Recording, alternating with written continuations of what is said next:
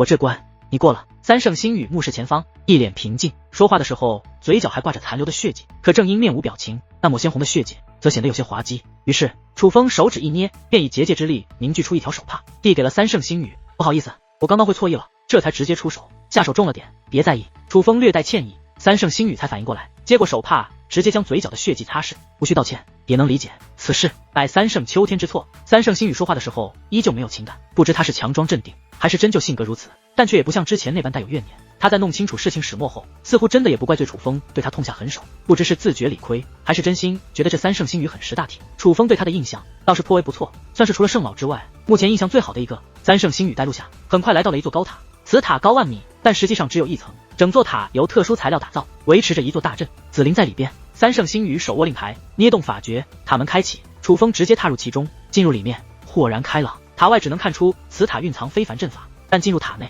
方可看出此阵真容，疗伤大阵，蕴藏极强阵法之力。此塔之所以这个形态构造，完全是为了发挥出这疗伤之力的效果。阵法盘旋于此塔整体，但阵眼汇集于塔顶，眼下阵眼内光芒射出一道，落在塔底中心，而紫灵就盘坐在这里，享受着治疗之力的沐浴。紫灵疗伤认真，都未察觉到楚风来到，正因不知楚风来到，紫灵此时毫无保留的疗伤。毕竟若想疗伤，需先将伤口完全暴露。紫灵的伤是内伤，但因为他毫无保留，所以楚风才能看得出来，紫灵之前是隐藏了的，他的伤一直在，并且一直挺严重的，严重的让楚风心痛。楚风在此默默等候，足足10个时辰之后，那阵法之力才停止，紫灵也才睁开眼眸。楚风哥哥。看到楚风，紫灵顿时瞳孔一缩，就像是受到了惊吓的小孩，因为他很清楚自己先前对楚风隐瞒了伤情，现在被楚风发现真相，自然有些恐慌。楚风自然没有丝毫责怪，而是手掌摊开，顿时一道疗伤阵法释放而出，落在了紫灵身上。楚风哥哥，你……紫灵心中一暖，却又有着说不出的情绪。先别说话，全心接纳此阵。楚风说道，这阵法是楚风专门为紫灵布置的，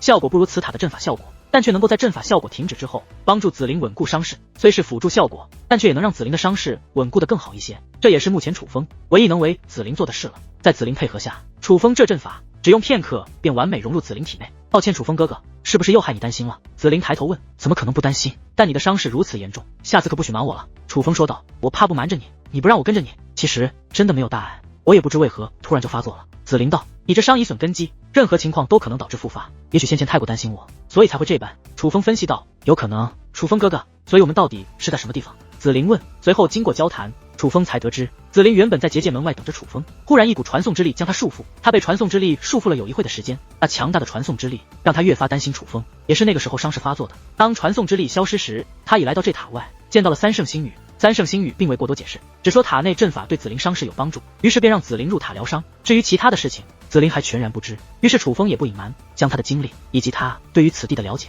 全都告知了紫灵。原来这里竟与师尊有着渊源，所以他们也是想与楚风哥哥你合作吗？紫灵问。他们现在都属于被邀请到了城内。紫灵觉得三圣妖族很可能也是有求于楚风，应该是吧，出去便知道了。楚风的想法其实与紫灵相差不多。楚风说话间便带着紫灵走了出去，只是当他们二人走出来的时候，三圣星宇不见了，取而代之的乃是一位中年男子，一脸严肃，负手而立。三圣妖族族长。楚风问。你见过我？三圣妖族族长原本一脸严肃，听到楚风直接说出他的身份，顿时面露诧异。见过你儿子三圣秋天。楚风道。哦，原来见过我儿子了。楚轩辕的儿子是不一样，蛮聪明的吗？三圣妖族族长笑了笑。族长大人有何指教，不妨直说。楚风道。好，爽快。既然如此，那我也不拐弯抹角了。你父亲的事情，想必圣老也与你说过了。他曾为我三圣妖族做出贡献，但却也犯下大错，功过相抵，还是过错更大。所以你父亲如今在我三圣妖族没啥地位，算是仇人。但你父亲的过错，我不会算在你的身上。我想你来之前，不知道你父亲与我三圣妖族之事，你有你自己的目的。说白了，你应该也是想在我们这里捞些好处。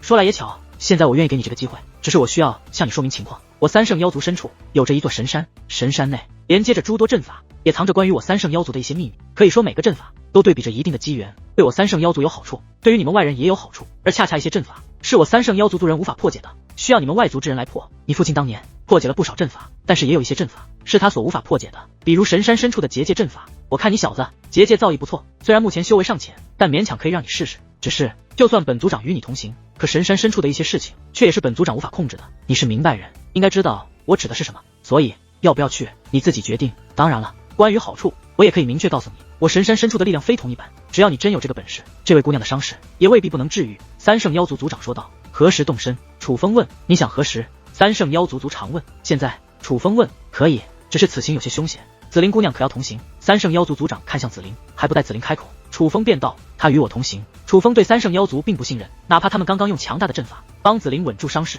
也不信任。所以相比于让紫菱留在这里，楚风宁愿让紫菱跟随自己冒险，毕竟有神鹿的力量在，真的遇到解决不了的凶险，楚风带着紫菱直接逃走便是。但此行还要多加一个人。三圣妖族族长说话间，捏动法诀，一道传送之力浮现，传送之力消散，三圣星宇的身影也是浮现而出。看得出来，三圣妖族族长在三圣妖族掌握着大阵力量，因此可以随意操控阵法。父亲大人，我也要去。可就在此时，有一道身影自远处天际窜了出来，是三圣秋天。这一次，在三圣秋天出现前，楚风没有任何感应，可以判断三圣秋天身上应该有着某种至宝，强大到他可以在一定范围内隐藏的彻彻底底，楚风的洞察力都难以察觉。你捣什么乱？三圣妖族族长眉头微皱，显然不太想三圣秋天去。三圣星宇能去，我凭什么不能去？我可是你的亲儿子。可三圣秋天显然不怕自己的这个族长父亲，他并未靠近，而是在远处大声喊着：别添乱，回去！三圣妖族族长以命令口吻，你不带我去，我就把你让我告诉楚风，说三圣星宇要拿他的女人为小妾的事情告诉他们。三圣秋天这句不是暗中传音，是当着楚风、紫菱、三圣星宇的面说的。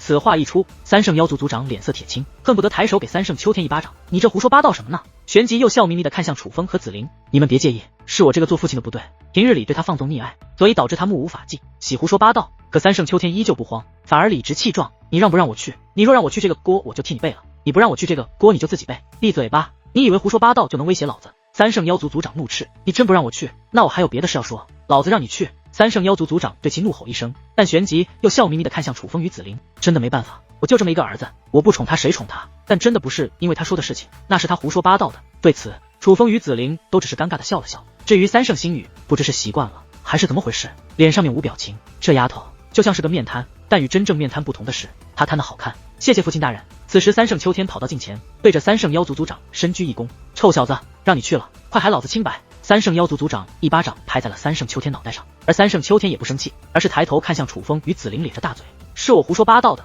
对了，楚风，这就是你爱人，长得可真好看啊，我们族内就没这么好看的姑娘。说话间，三圣秋天还擦了擦嘴角渗出的口水，看你那没出息的样。好了，咱们动身吧。三圣妖族族长说话间，便准备带着楚风等人动身。族长，可就在此时，却又有一道声音响起，顺声观望，乃是圣老。他出现之前，楚风同样毫无察觉，但与三圣秋天不同，圣老应该是纯粹因为实力太强。拜见圣老。见到圣老，三圣星宇以及三圣秋天都是赶忙施以一礼，而楚风也是对着圣老礼貌一笑，圣老也是笑着微微点头，旋即看向三圣妖族族长，族长大人，老朽有事与你说。圣老，回来再说不行吗？三圣妖族族长问。占用不了太久，可以让他们先行。圣老说道。星宇，你带着他们先去神山下，切记我到之前不可入山。三圣妖族族长此话说完，便向圣老的方向飞掠而去。见状，三圣星宇则带着楚风等人动身，可刚走没有多远，三圣秋天便小声对楚风三人道，其实就是我父亲让我那么说的，我父亲想吓唬一下楚风。秋天少爷，莫要再胡言乱语。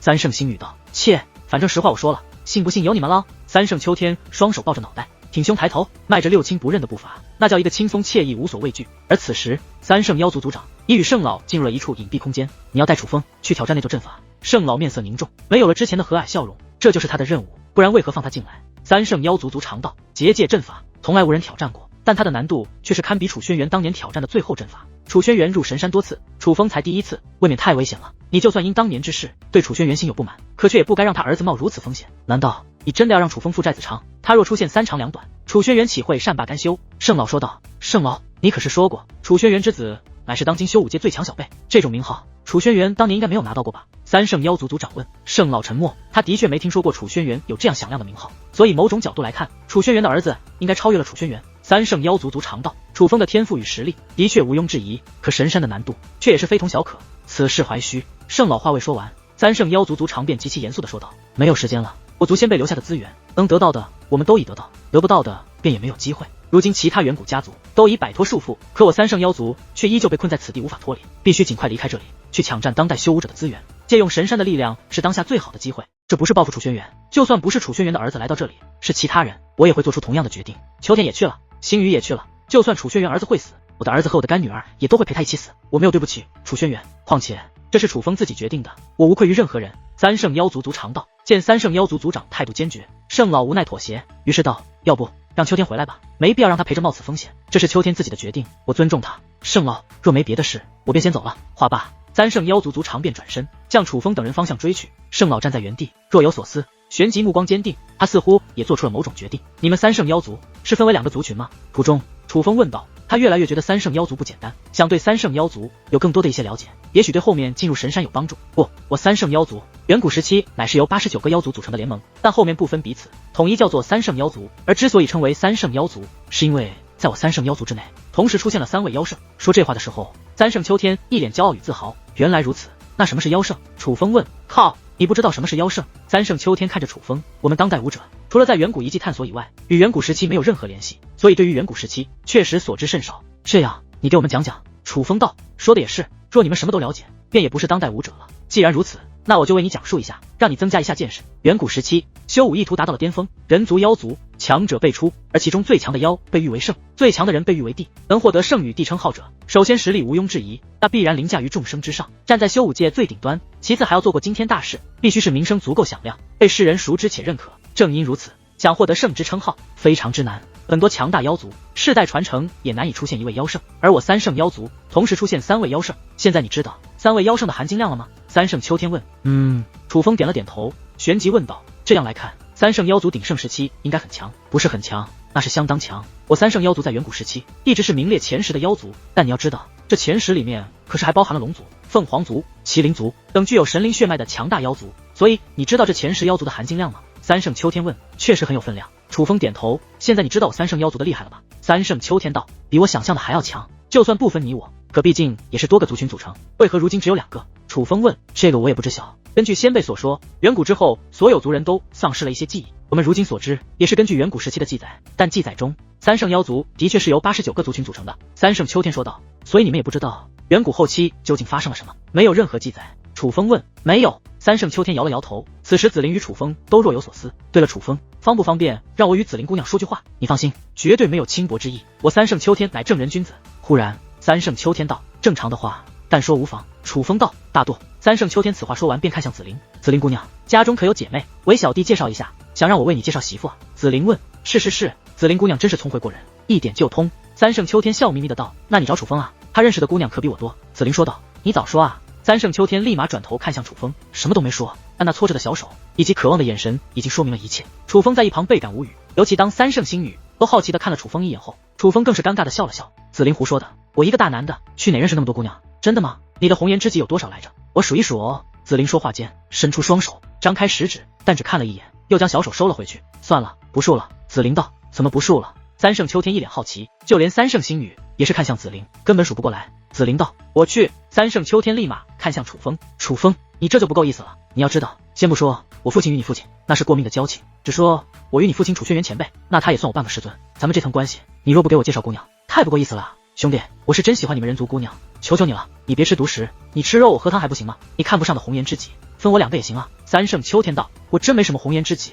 都是朋友，不过你若是真心的话，那我回头可以给你介绍，但这种事讲两情相悦，若是不成，莫要怪我。楚风道。绝对不会怪你，并且绝对能成。我三圣秋天可是三圣妖族有史以来的最强天才，我的身份，我的天赋，应该没人看不上我吧？三圣秋天自信满满，这个牛皮过分了吧？人家三圣星宇不是还在这里？楚风坏笑着看了一眼三圣星宇，三圣星宇没有说话，似是不想有任何争辩。这你就有所不知了，凡事不能看表面。当然不是三圣星宇不够优秀，而是我三圣秋天天赋过人，所以楚风，你可千万别小瞧我。想当年我父亲能够在神山之中战胜你父亲，那么我三圣秋天也同样可以在神山之中战胜你，也许就是这一次。三圣秋天这是随口一说，可落入楚风和紫菱耳中，却立刻露出震惊神色。我父亲，我师尊拜给过你父亲。楚风与紫菱同时询问，接待质疑。怎么，你们不知道吗？不过也正常，谁会宣扬自己的拜祭呢？三圣秋天道。你父亲与我父亲交过手？楚风问。那倒没有，而是你父亲与我父亲经常在神山深处破阵，大多阵法是相互帮助，可有一座阵法是相互比较，并且会明确记录。那一次是我父亲快你父亲一步。三圣秋天道。原来是这样。听闻此话，紫菱松了一口气，可楚风却是问道，哪一座阵法？我们能进去吗？那座阵法没那么容易进去，需特殊情况才会触发。三圣秋天道。什么样的特殊情况？楚风问。这个不得而知，我父亲与你父亲也是偶然触发的。三圣秋天道。你先前说我师尊也算你半个师尊。紫菱好奇问。楚轩辕前辈也是你师尊吗？三圣秋天也来了兴致。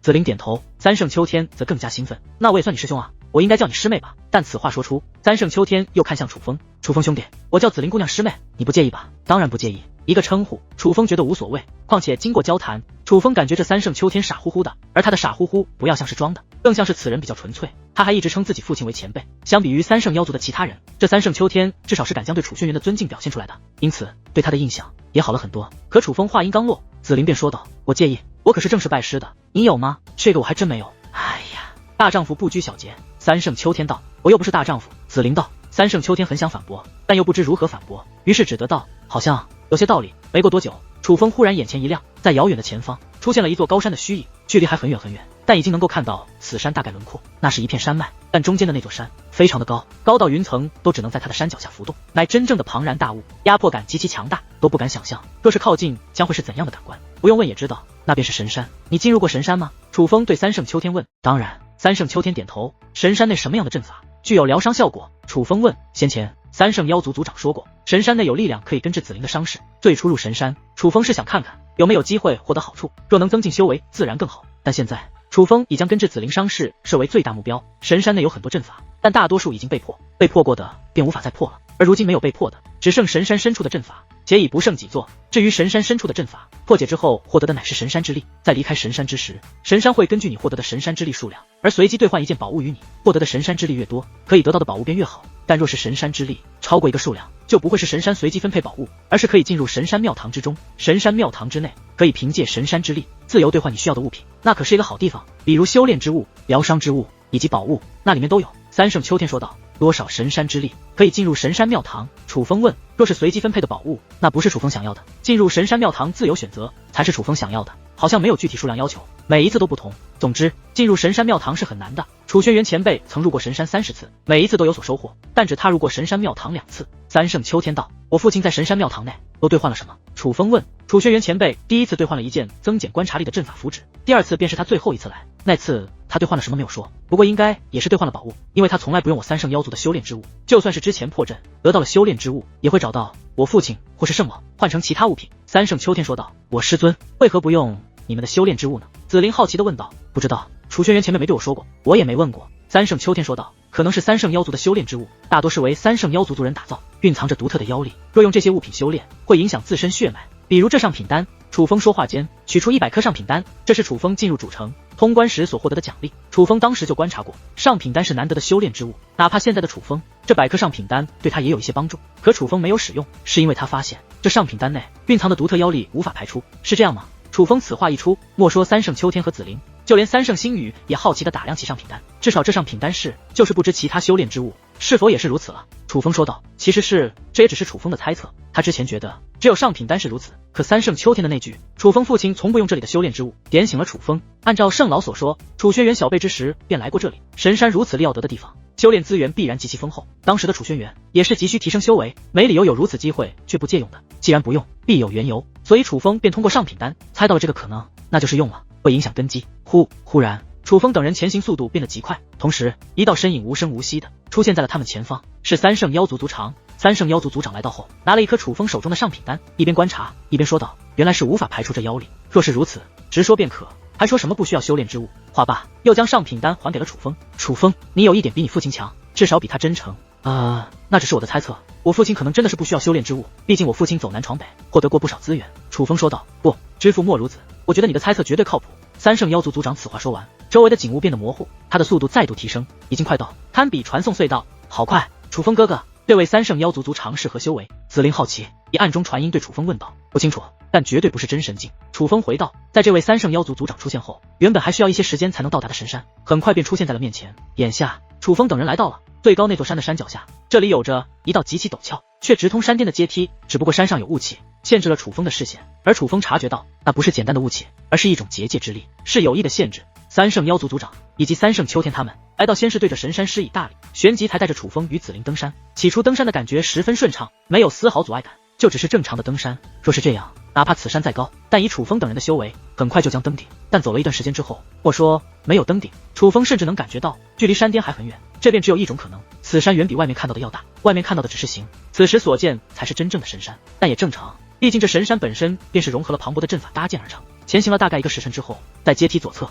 出现了一道结界门，结界门旁还立着一块石碑，石碑上写着若能破解此阵，将获得一些好处。但楚风能够看出来，这道结界之力尽管还在旋转，可实际上已经无法踏入，表面正常，实则已然关闭。这就是阵法吗？楚风问。是，不过此阵已经被破，我们进不去了。三圣秋天解释道。继续往上走，在阶梯两侧又接连出现这样的结界门，门前都有着这样的石碑，并且楚风注意到，除了阶梯两侧，山林深处应该也有结界门。如这样的结界门，神山之中应该挺多的。又走了一个时辰，楚风感觉脚步变得沉重，他当然不会累，是这山有了压迫，并且这压迫感越来越强。父亲，我不行了。三圣秋天气喘吁吁地说道。他弯腰低头，双手拄着膝盖，而汗水噼里啪啦往下掉，就像是被雨淋了一样。他的情况可比楚风糟得多。见状，三圣妖族族长手腕一转，取出3个罗盘，那罗盘与楚风在最初结界门内所得到的一模一样，他自己留了一个，另外2个分别递给了三圣秋天与紫灵，将气息融入此令即可。三圣妖族族长对紫灵说道，而三圣星宇则是自己取出了一个一模一样的罗盘，按照圣老所说，这罗盘是令牌，有它才能进入神山深处。于是楚风也是将自己那个罗盘取了出来。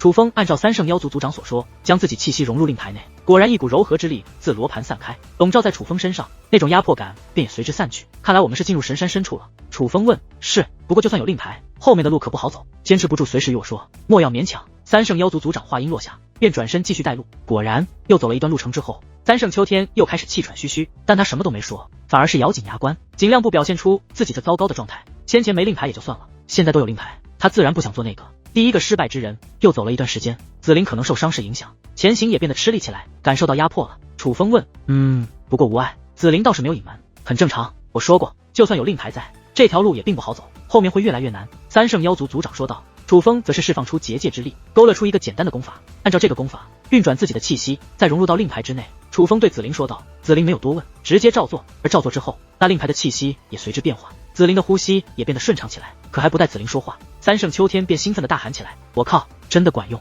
楚风兄弟，你有这种手段，怎么不早说啊？你也没问啊？楚风道。我没问你就不说啊？人家紫灵姑娘也没问啊，你这不是重色轻友吗？三圣秋天说道。你没问吗？楚风看向紫灵。没有。紫灵露出甜美笑容，他知道楚风是装傻。楚风依旧一本正经，好像是没问。哦，我想起来了，我是发现你有些辛苦了，但是感觉你故意不做声，应该是不想被人发现，所以我才没说的，我是为你考虑。你。三圣秋天指着楚风，一时间话都说不明白了。别吵！三圣妖族族长看向楚风，这种小聪明只能顶一时，最终还是看你们自己的本事。接下来他们继续前行，又走了一段距离，三圣星宇也是感受到了那种压力，于是他也按照楚风的功法运转气息，真的有用。三圣星宇说道。小聪明。但三圣妖族族长却摇了摇头，但是随着深入，三圣妖族族长的步伐也变得沉重起来。这里的压迫是一视同仁的，哪怕三圣妖族族长修为远在楚风等人之上，可他却也在承受相应的压力。于是又走了一段路程后，三圣妖族族长忽然止步回头，看向楚风。楚风，你那功法给我瞧瞧。父亲大人，干嘛啊？你不是说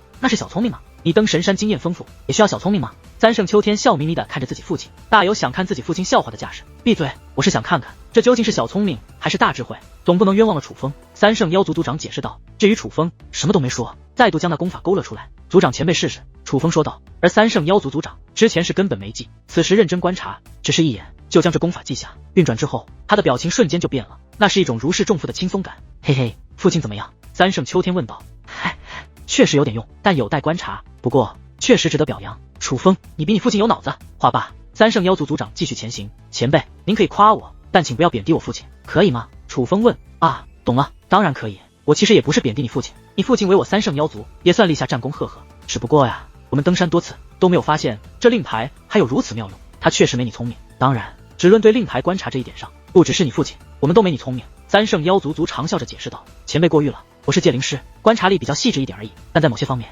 定然是远不如前辈，更是远不如我父亲的。楚风道。不错，很谦虚，难能可贵的品质。三圣妖族族长笑了笑，便继续前行。又走了一段路程后，阶梯旁边出现了一道结界门，这道结界门并非关闭状态。楚风，这是为数不多没有被破掉阵法，你要不要试试看？三圣妖族族长问。不必了前辈，我想先进神山庙堂，就不入此阵了。楚风说道。那好。三圣妖族族长下意识点头，便准备继续前行，可猛然回头看向楚风，你说你想进神山庙堂，那与破解此阵有何关系？根据我的观察，想进入神山庙堂需要一些条件触发，目前来看，其中一点便是每次进入神山只能选择一座阵法来破。我猜阵法也是有一定要求的，不是随便一座阵法破开一座都行。楚风说道。你是怎么观察出来的？三圣妖族族长问。三圣秋天与三圣星宇则是睁着大眼好奇地看着楚风。之前整个三圣妖族都觉得能否进入神圣庙堂是与获得的神山之力有关，楚风这个说法可以说是打破了他们固有认知的。来时这一路丛林的排序阶梯的变化，天地能量的强弱都有提示。楚风说道：“真的假的？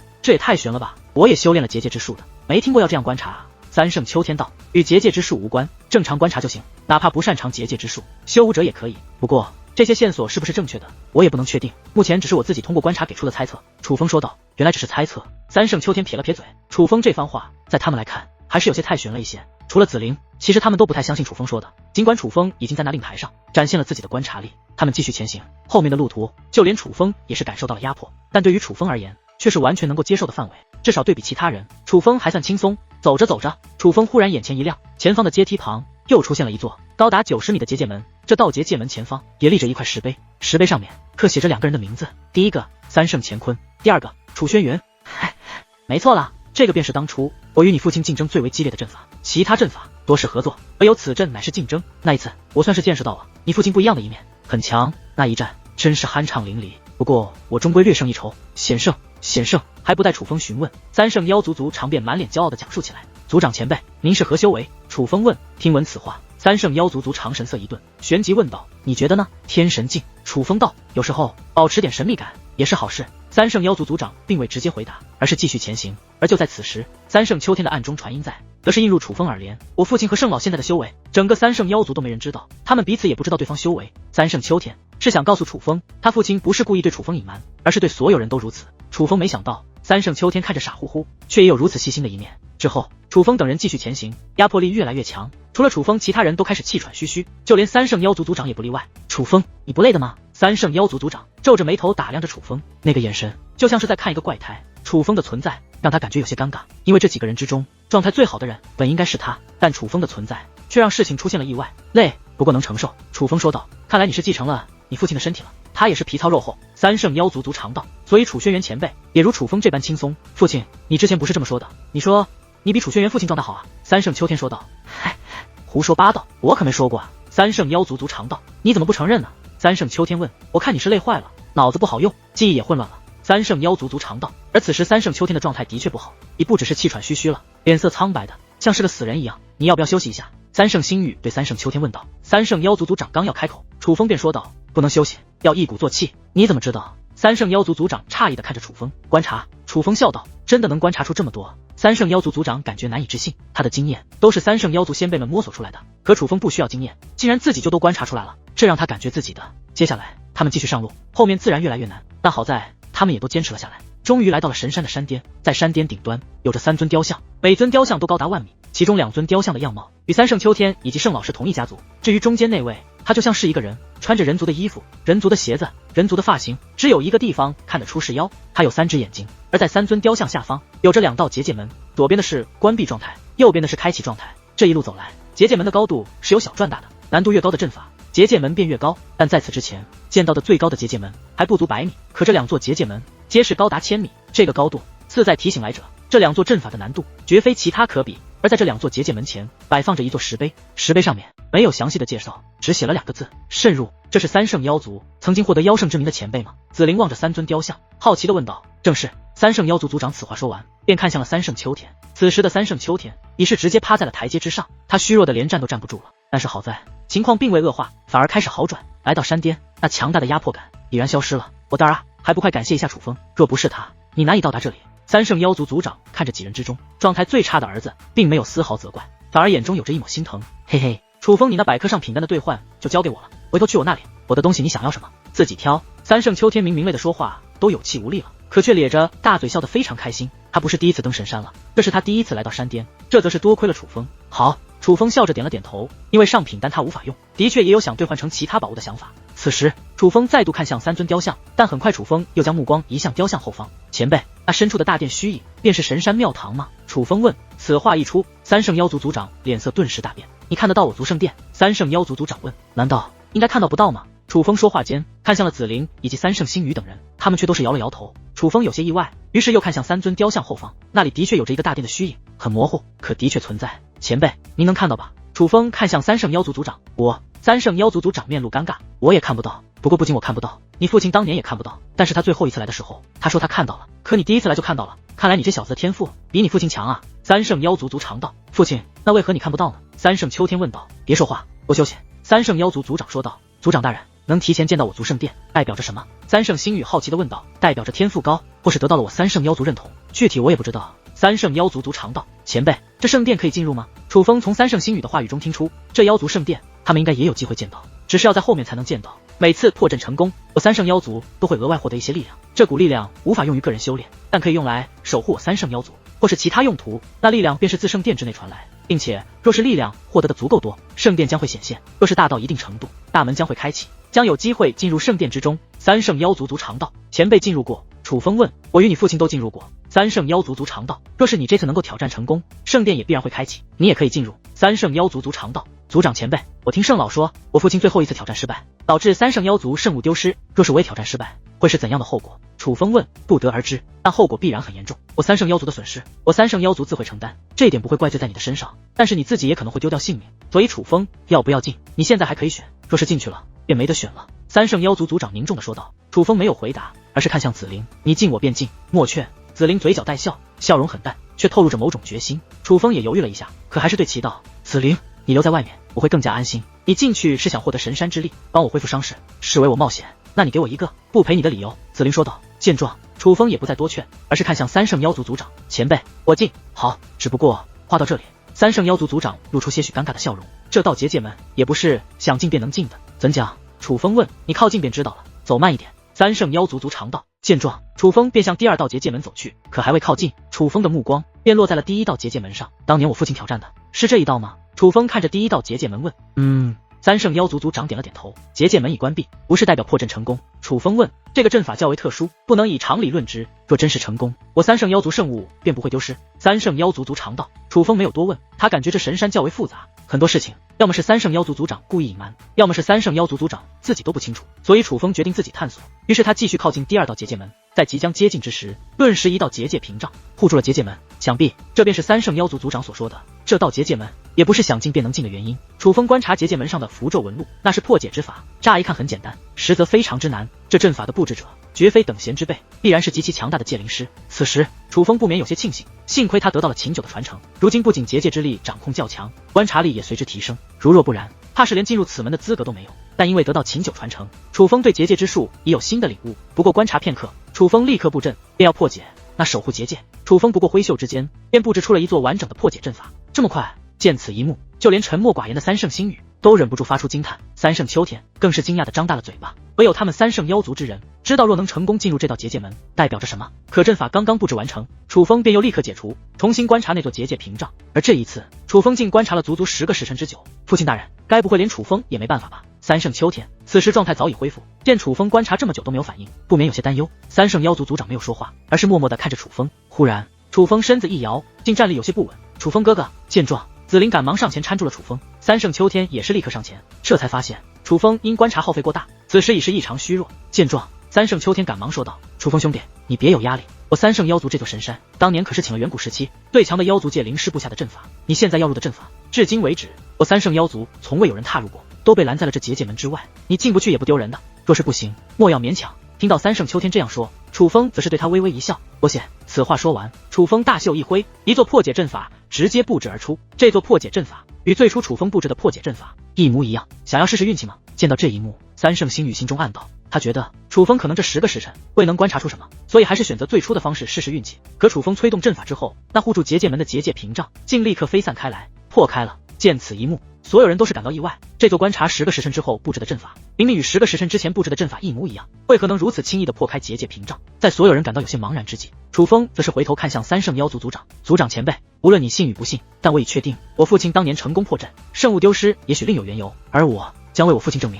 话罢，楚风便踏入了那结界门之内。见状，三圣妖族族长等人也是紧随其后踏入了那道结界门。穿门所见，乃是一处奇异空间，四周为白色，脚踏之地为白色，虚空为白色，一切皆是白色。他们甚至分不清是在踏空而行，还是踩在了地上。唯有那道他们进入的结界门，算是一个正常的地方。楚风已前行一段距离，在认真观察，而三圣妖族族长则是上前问道：楚风，你先前为何说那番话？族长前辈，刚刚覆盖住结界门的结界屏障上面透露出了一些内容，根据那上面的内容得知，此地并非三圣妖族本来的家族所在之的，这里本是三圣妖族为后人准备的历练之地，所以才有了神山之力以及其他的讲法。这便是楚风观察10个时辰的原因。破阵之法，楚风最初就领悟了，后面又重新观察，就是发现那结界屏障内还蕴藏着其他的信息。楚风话到此处，并未继续说，而是观察着三圣妖族族长的反应。你继续说。三圣妖族族长道。他没有反驳。从这一点，楚风也能判断出，三圣妖族族长是知道这此地由来的。他知道这里乃是三圣妖族的一处历练之地，但是三圣秋天以及三圣星宇多少都有些茫然。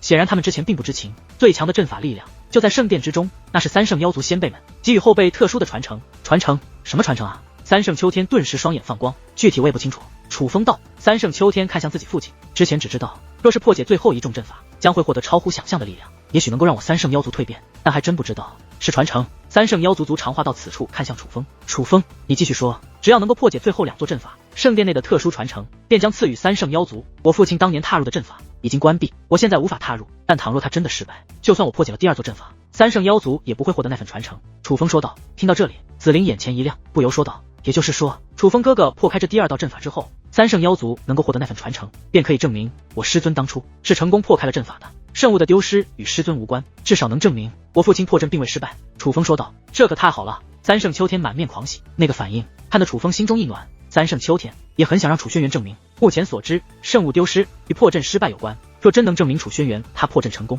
那么圣物丢失便是另有原因，未必与他有关系。我身为三圣妖族族长，可以为你父亲证明，但你要如何证明你所说就一定属实？三圣妖族族长对楚风问道。这是最后一座阵法，只要能破，我从结界屏障中所阅读到的内容，所有人都将看到，自然真相大白。楚风说道。好，那就让我们拭目以待。只是眼下该往哪里走？三圣妖族族长问道。父亲大人，您怎么什么都问楚风啊？三圣秋天问。楚风小友不是擅长结界之术吗？三圣妖族族长道。可是您与楚轩辕前辈入神山这么多次，破过那么多阵法，难道您不应该是我们之中经验最丰富的人吗？怎么感觉您和我一样一问三不知啊？三圣秋天问。嗨，我的儿啊，为父的确经验丰厚，但那是针对其他阵法，这座阵法为父是毫无经验啊。三圣妖族族长解释道。父亲虽然说是这样说，可是楚风是第一次入神山啊，咱们三圣妖族族人什么都不做，只靠楚风，会不会有点丢人啊？三圣秋天拖着下巴，皱着眉头看着自己的父亲。这个吗？三圣妖族族长满脑门子的黑线，身为旁观者的楚风都能感受到他此刻脑袋有多大。可这样的三圣妖族族长反而让楚风觉得很不一样，换做其他人遇到这样拆台的儿子，早就几个大耳光扇过去了。毕竟这种修为强、地位高的人都很看重面子的，但三圣妖族族长屡次被三圣秋天拆台，却从来没有责怪，甚至没有真的发火。这不就是他对自己儿子异于常人的宠爱吗？族长前辈所说在理结界阵法与修武之法的确有着本质的区别，不过无妨，我在结界之术方面有些经验，只要相信我的话，我可以为你们引路。楚风为三圣妖族族长找了个台阶，三圣妖族族长则是大嘴一咧，立刻顺着台阶走了下来。当然相信。于是楚风选择一个方向前行，很快踏入此地的结界门便被甩在身后，彻底消失在了他们的视线之中。楚风害怕这特别的空间会有误导的之力，所以一路前行都会随时以结界之术做下回程的标志。前行了大概半个时辰，前方终于不再只有白色一个颜色，出现了其他颜色。他们走通了，前方是正常的世界，那是一个沙漠。尽管是荒凉的沙漠，可是看到这个场景，三圣妖族族长却也是异常的兴奋，总算见到光了。三圣妖族族长之前心中没底，可是此刻则是真正的看到了希望，于是带着楚风他们快速前行，瞬息之间便将他们从白色光芒的世界带到了荒漠之中。回身观看，那光芒世界还在，这种感觉很奇妙，一边虚无缥缈，十分虚幻，而另一边却是如此真实，明知是阵法所化，却也真实的难以分辨，就似是从梦境链接到了现实。轰隆隆！可忽然晴空万里的虚空，乌云密布，雷云凭空而现，瞬息覆盖整片天空。楚风等人还来不及过多反应，一股庞大的威压便从天而降，笼罩住了在场的所有人。感受到那股威压，楚风也是心中一紧，那是毁灭性的力量。在楚风犹豫要不要动用神路的力量之时，忽然一股同样恐怖的威压直冲天际，乃是三圣妖族族长。他凭借自身的威压形成了一道防护罩，将楚风等人护在了当中。怎么样，关键时刻还是要看你老爹吧。三圣妖族族长终于等到了表现的机会，第一时间看向三圣秋天，对其挑了挑眉，那个模样根本没有一族族长的威严，可却很接地气。但楚风却注意到，三圣妖族族长的话语虽然轻松，可是他的表情并不轻松，太强了。三圣妖族族长自然强，强大到楚风根本无法判断他的修为，只能感受到他的体内释放出了毁灭性的力量。可是那从天而降的威压更强，明明是无形的威压对抗，可对抗之处却闪耀着电光火花，那火花之明亮宛如明日落于凡间，肆虐的涟漪更如洪水猛兽，摧残四面八方。顷刻之间，肉眼所见之荒漠皆已改变了模样。但看着三圣妖族族长的表情，楚风觉得纵使三圣妖族族长很强，但也未必能够支撑太久，并且怎么会出现如此恐怖的威压？这样强大的威压对于楚风他们而言不合常理。楚风觉得事有蹊跷，族长前辈，我们先回去。楚风说道。好。三圣妖族族长顶着这股威压，带着楚风等人向回走去。而当他们回到白色空间，沙漠中的乌云立刻散去，恐怖威压也随之消散，先前还可怕无比的荒漠也像是从地狱深处抽离出来一般，恢复了正常。楚风，那威压非同小可有寻得破解之法？三圣妖族族长问。我需要试一试。前辈，你们先不要动，在这等我。楚风此话说完，便想独自一人踏入了荒漠之中。等一下，可三圣妖族族长却忽然开口，且看向了三圣星宇一眼。我们同去。三圣星宇心领神会，走到了楚风身旁。见状，楚风淡淡一笑，并未多说，而是转身与三圣星宇一同踏入荒漠之中。但等了许久，都没有丝毫变化，先前的乌云并未出现。楚风判断应该是需要深入才能触发那股威压，于是楚风向深处走去。果然，当他深入到先前三圣妖族族长带着他们来到的位置时，乌云再度浮现，那股威压也是从天而降。见此一幕，紫菱则是第一时间向楚风狂奔而来。紫菱，你来都来了，自然要一同面对。紫菱说道。拿你没办法，既然这样，那你便自己承受吧。楚风说道。好。紫菱点了点头。而这一次威压落得比先前要慢，但也只是慢了一会，终究还是落了下来。只是这股威压远没有先前的恐怖，楚风三人皆能承受，只是脸上或多或少都有些痛苦的表情。楚风最淡，紫菱与三圣星宇则相差不多。怎么回事？威压怎么突然变弱了这么多？难道刚刚的威压那么可怕，是因为父亲大人你？三圣秋天看向三圣妖族族长，他虽性格耿直，但却并不傻，也有自己的判断力，因人而变化吗？三圣妖族族长也是眯起双眼，他也想到了这个可能，但他什么都没说，而是等待楚风与紫菱他们走回来，这才对楚风问道。楚风，刚刚的威压那么强，而后面则是变弱许多，是因为我吗？尽管也有猜测，可他还是想向楚风确定。不知不觉间，楚风这个小辈却已然成为了他们之中最信任的存在。应该是这样的了，楚风说道。看来这里是不太欢迎我呀。三圣妖族族长笑了笑，只不过这抹笑容有些苦。本来楚风还想问三圣妖族族长能不能扛着那股威压继续深入，但是他的这抹苦笑便是楚风想问的答案。楚风，他们便交给你了。三圣妖族族长对楚风说道。只要我楚风能活着出来，就会带他们活着出来。楚风没有拒绝，因为来时的路上，楚风的确看到了很多线索和提示。这神山本身就是为三圣妖族族人所建，因此破阵若想成功，就必须有三圣妖族的人在才行，否则楚风有天大的本事，也没有办法破开阵法。旋即，楚风等4位小辈便再度踏入荒漠。很快，乌云再现，威压从天而降。楚风、紫菱、三圣星宇经过之前的威压洗礼，已经有了一些经验，至少表情能够控制的不那么扭曲。哎呀，我擦！可三圣秋天却疼得直接骂娘，不仅龇牙咧嘴，第一时间更是直接跪在了地上。威压其实是有针对性的，每个人所承受的威压不同，楚风倒是可以帮着挡，但在他看来，自己承受反而才是长久之计。若是帮忙挡，威压将会越来越强，最终结果便是每个人都无法前行。唉，见此情形，三圣妖族族长不由得用手遮挡住了自己的脸，多少有些无奈，但他什么都没说，而是待在白色空间之中，看着自己儿子被楚风搀扶起来，尝试适应那威压，随后又楚风的搀扶下前行，渐行渐远，直到消失在荒漠之中。楚轩辕啊，楚轩辕，你小子走了什么狗屎运？你在哪讨的媳妇，生出这么厉害的儿子？兄弟我好生羡慕啊！三圣妖族族长低声叹道。漫天乌云带来的不仅是针对他们的威压，还卷起了漫天风沙。此地风沙乃阵法所炼，因此当风沙漫天，楚风视线也是受限。但是好在三圣秋天在服用了楚风给他的丹药后，状态好转了许多，至少能自己走了。楚风兄弟，你这丹药真管用。三圣秋天笑嘻嘻地看着楚风，有用便好，若是不舒服，便与我说，莫要勉强。楚风回道。艾可原本面带笑容的三圣秋天听到楚风这番话后，却是长叹一声。楚风兄弟，紫菱姑娘，你们会不会看不起我啊？身为族长之子，却如此之弱。三圣秋天道。哪里弱了？你这个修为还叫弱？楚风反问。和你比，我简直太弱了。至于修为，那是我父亲砸了不知多少资源才养出来的。唉，看来是我族的先祖针坏了呀。三圣秋天发出气馁的叹息。先祖针不会出错。三圣秋天，是你还不够努力。三圣星宇忽然开口，且语气带着些许怒气。对谁动怒？自然是三圣秋天。为何动怒？那恨铁不成钢的语气，多半是指三圣秋天享受着顶级资源，却不肯努力。星宇，我真的不努力吗？我们从小到大一起修炼，我什么时候偷懒过？三圣秋天忽然变得激动，似有很多话想说，但却欲言又止，委屈的笑了。可能是我真的不够努力吧。先祖针是什么？楚风好奇地问道。不待三圣秋天回答，三圣星宇便抢着说道，是我三圣妖族先祖留下来的一种特殊的测试器物，能让先祖针产生反应之人将具备着成圣资格。我族之内只有2位族人曾让先祖针有过反应，一位是当今族长大人，另外一位……三圣星宇话到此处，看向三圣秋天。三圣秋天原来有成圣天赋的存在，可现在三圣妖族的最强天才却不是他，他的修为自然也没有达到众人的预期。对此楚风不好评价什么，器物可能出错，也可能是其他问题，但都不是楚风目前能够解决的。也许是时间未到，我之前也很废，是突然有一天血脉如苏醒一般，我才感觉自己不比别人差了。楚风对三圣秋天说道。他目前能做的只能是鼓励三圣秋天，修炼意图信心很重要，若是连他自己都不相信自己，那很难达到一定高度。那时候你多大？三圣秋天问。10岁。楚风道。那我是不是晚了一点？三圣秋天问。好饭不怕晚。楚风笑道。见你吉言。三圣秋天发自内心的笑了。尽管知道楚风是在安慰他，但三圣秋天的情绪竟真的好转了不少。他似乎很吃这套。几人交谈间始终前行，可忽然乌云散去，风沙也随之散去，在前方的荒漠之中出现了一座深不见底的深坑。三人御空而起，才能看得清楚，深坑极大，宛如一方大陆，唯有中间有着一物，乃是一座古塔。古塔只有3层，但是此塔却高达万米，并且此塔的入口竟是在塔尖。观察了一番后，子灵、三圣星宇、三圣秋天都看向楚风，他们看不出任何不妥，但还是等待楚风决策。直接进入。楚风说话间便直奔此塔入口而去，子灵3人也是紧随其后。可刚踏入此塔，一股强大的压迫感便席卷向楚风4人，将4人束缚得难以动弹。此时这压迫感与先前外面云层中传来的威压全然不同，不仅控制自由，更是深入灵魂的那种感觉。相比于乌云而来的威压，更是令人惶恐不安。别紧张，别挣扎，这一层类似天赋考核，是在试探我们是否有资格继续深入。放松一点，若是这关都过不了，便会被传送出此塔，再无进入资格。楚风提醒道。原本龇牙咧嘴奋力挣扎的三圣秋天听到楚风的话后，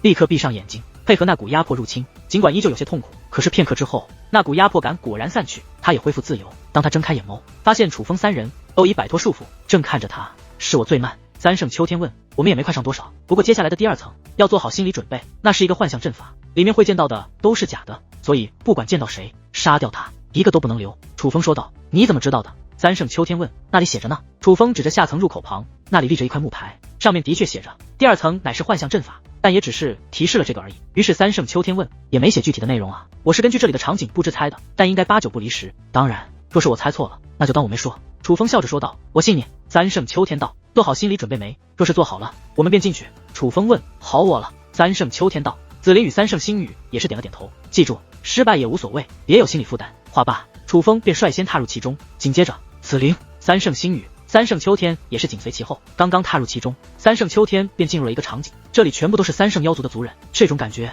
就像是从现实世界进入了梦境，让三圣秋天以为这一切都是真实的，根本都忘记了楚风之前所说的话，甚至忘记了之前在干嘛。因此他觉得他就应该在这里，这就是他所在的世界。当有族人靠近，一把刀子插入他的腹部之时，他还是一脸诧异，不明白对方为何要对他出手，直到周围的一切变得扭曲，紧接着被传送之力包裹，传送之力散去，他也是虚弱的坐在了地上。此时所在之得正是那古塔的顶层。靠！三圣秋天猛地捶了一下地面，直到此时他才恢复正常的记忆，才意识到刚刚那真实的一切乃是幻象罢了。嗡！而就在此时，又有一道传送之力浮现，是三圣星宇。三圣星宇也与他一样，是直接瘫坐在地上的，并且一副恍然大悟的模样。星宇，你也失败了。见到三圣星宇也失败，三圣秋天则是感觉欣慰了不少。可三圣星宇还未说话，又有2道传送之力同时浮现，乃是楚风与紫灵。只不过与他们不同的是，楚风与紫灵乃是站着的。你们也失败了。见到楚风与紫灵也被传送了回来，三圣秋天则是猛然站起身来。若是就他与三圣星宇失败，还能欣慰一点，但若是楚风也失败了，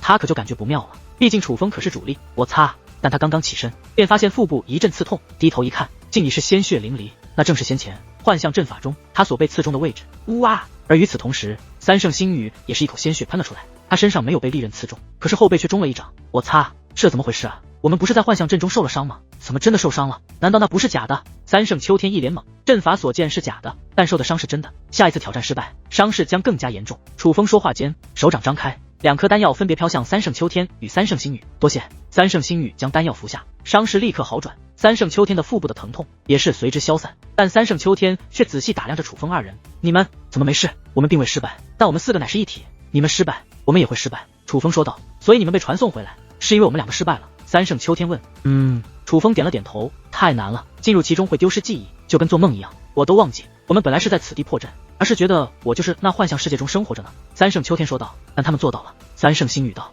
对啊，你们是怎么不被影响的？三圣秋天好奇地问道。楚风与紫灵互看一眼，一个眼神，他们便都明白了。其实他们都没有特别的做法，只是踏入其中就知道那是幻境。可能是我们进入过的遗迹比较多，因此分辨力更强一些。紫灵说道。可是我们也经常接受训练的啊。三圣秋天道。坚定一下信念，再试一次，准备好了告诉我。听闻此话，三圣星宇立刻闭上眼眸，三圣秋天也是照做。片刻后，2人同时睁开眼睛，准备好了，走。楚风说话间再次踏入，但没过多久，4个人再度一次传回。这一次，当楚风与紫灵传回之后，分别走向三圣秋天以及三圣星宇。这一次，他们不仅再度失败，并且伤势颇重，甚至有些许生命危险。妈的，怎么回事？我进去以后根本无法确定那是幻象阵法。三圣秋天气得猛扇自己耳光。三圣星宇没有说话，可他苍白的脸上却也写着失落与自责。身为天才，没人能够接受自己成为拖油瓶。